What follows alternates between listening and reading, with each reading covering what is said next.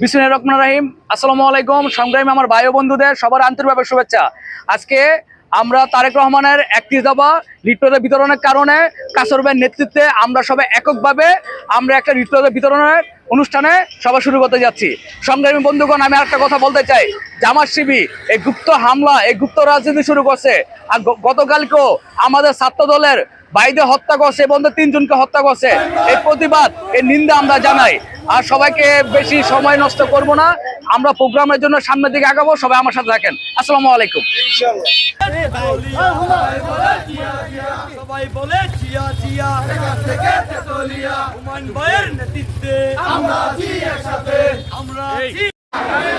সবাই